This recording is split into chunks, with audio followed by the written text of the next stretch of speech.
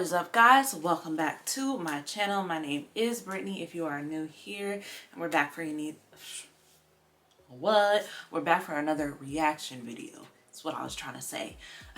Today we're gonna be reacting to a video from Mr Ballen's channel. If you haven't checked out his videos, they are very interesting. He does like a lot of like true crime kind of like overviews. So we're gonna check out A Brutal and to their horrific scheme and see what this is about. All right, let's go ahead and get into it. If you haven't heard about what happened at the Gay Pride Parade in the Netherlands, it's likely because you haven't seen the infamous security footage that's currently going viral on Reddit and other places on the internet. Today, I'm going to show you portions of that security footage and tell you the story about what's really happening so you have context and can really appreciate what you're seeing. But before we get into that story, if you're a fan of the strange, dark, and mysterious delivered in story format, then you've come to the right place because that's all we do, and we upload once a week. So, if that's of interest to you, please swap out all of the Pop-Tarts and the like buttons pantry for the unfrosted kind. Also, please subscribe to our channel and turn on all notifications so you don't miss any of our weekly uploads. Okay, let's get into today's story. I've never heard about this happening. Mr Ballen.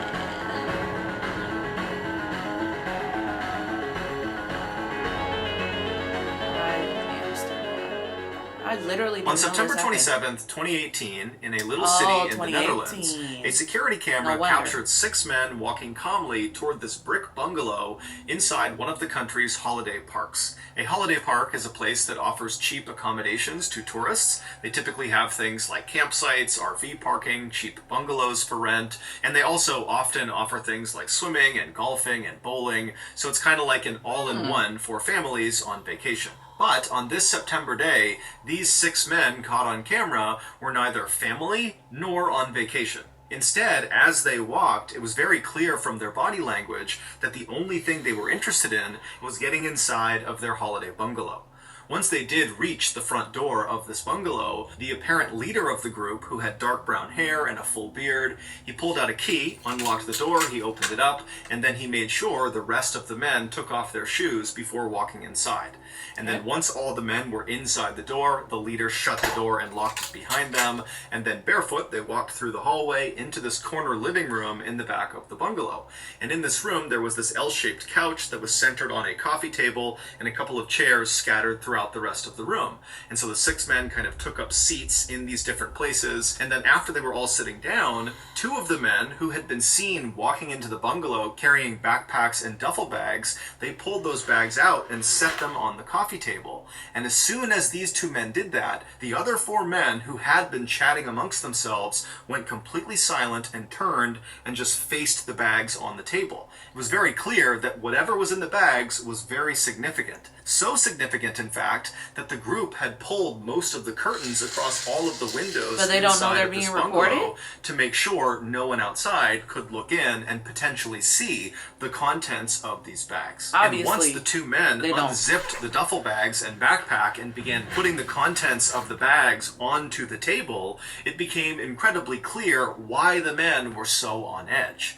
Inside of these bags were guns, and in the Netherlands, no private citizen is allowed to possess them. Over the next hour, the 2 men who had actually carried the guns into the bungalow, they began going over some instruction with the other 4 men of how to use these slick black pistols and AK-47 rifles. They taught them how to load the guns and reload and how to aim, and they did a number of dry firing exercises, which is basically pulling the trigger on any real gun when the gun is not loaded. And so these 4 students paid careful attention to their 2 instructors, and at some point they became more confident, and you could just see the excitement was building in the room. At one point, one of the students grabbed 2 of the AK-47 rifles and held one in each arm and pretended to fire them simultaneously, like you would see in the Rambo movies. But when one of the 2 instructors reached back into one of these bags and pulled out a new item, a vest, and laid it on the coffee table, immediately the mood in the room shifted again. Now the students seemed more nervous than excited. One of the 4 students eventually walked forward and somewhat reluctantly extended his arm to allow the instructor to slip the vest onto him. And then once the vest was put on the student, you can see in the camera footage there are pockets all over this vest with little wires poking out of them. This vest was a suicide vest, and the pockets contained explosives. As one of the instructors showed the student in the vest which cord to pull in order to detonate himself, you can hear in the background someone saying, "When the police come, you can take them with you." A little over 2 hours later, these 6 men were done, and they began packing up their arsenal of new weapons back into the bags, and then they stood up to leave.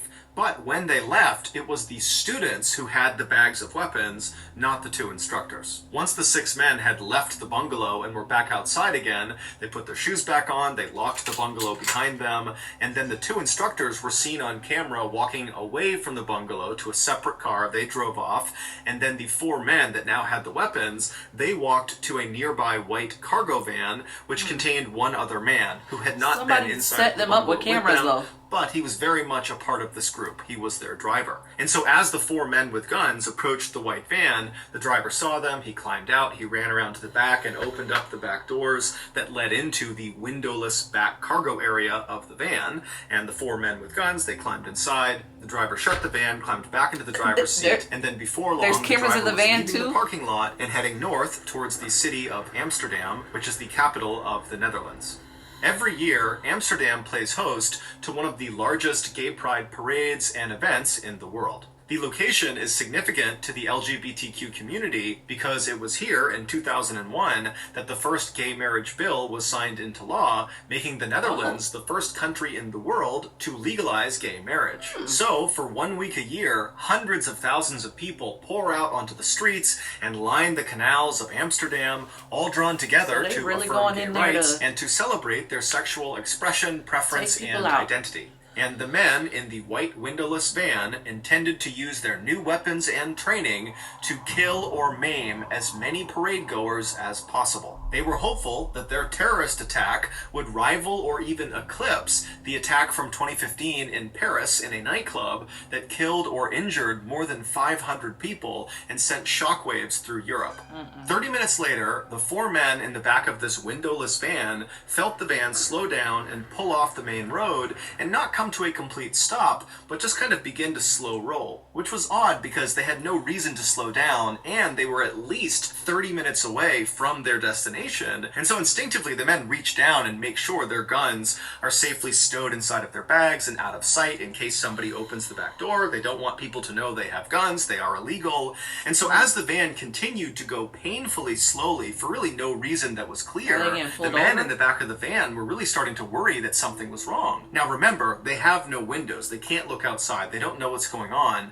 However, there was a small crack in the partition that separated the back of the van from the front of the van where the driver was. And so the men in the back of the van began craning their necks and looking through this little crack to try to see if they could understand what was in front of the van and, why the driver had stopped. And when these men looked through that little crack and they saw what was out there, they immediately began to panic. They began reaching down and fumbling for their bags, trying to open them up to get their guns, and then by the time they're kind of getting the guns into their hands, all the doors on the van fly open, and the men in the back just begin firing their guns blindly at the open doors. But when they pull their triggers, nothing happens, because their guns were fake.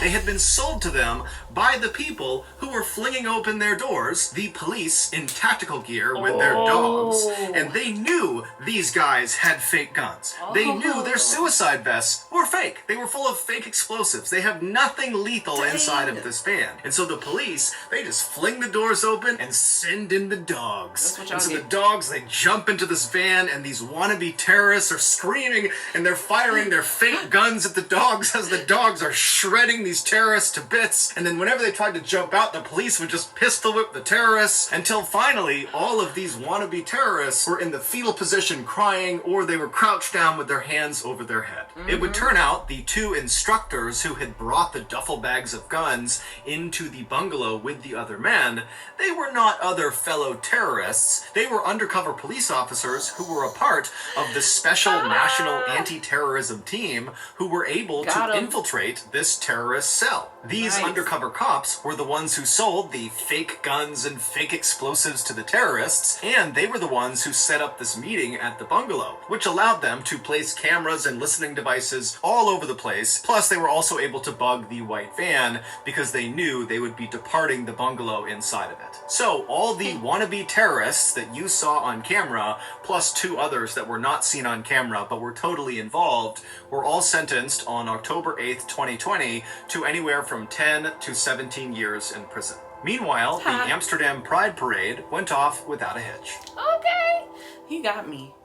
He really got me. So, that's gonna do it. If you got something out of... He really got me because I'm thinking like there was a massacre that really happened that I had never heard about. Because I'm like, I ain't never heard about no massacre that happened in Amsterdam or the Netherlands or none of that.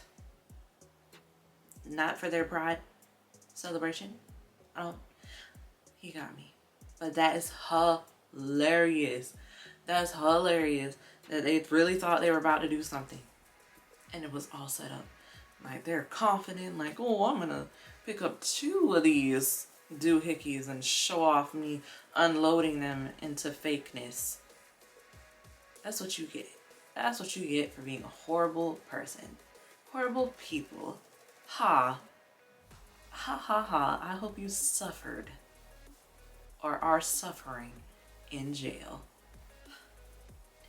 That's what you get. Comment down below if you also think that's hilarious for them and they got what they deserve for being bad people. Should be a good person. Maybe that wouldn't happen to you. Awful.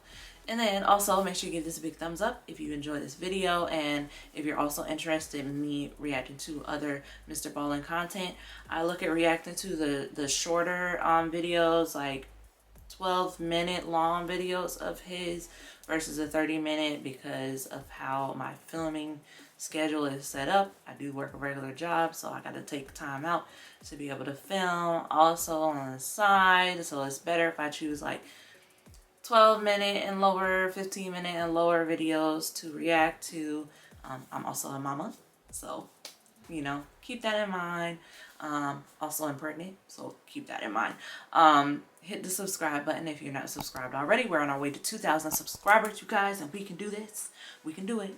Hit the subscribe button. Also turn on your post notifications so it'll notify you on my future uploads. And then I'm gonna see you guys in the next video. All right, peace out, guys.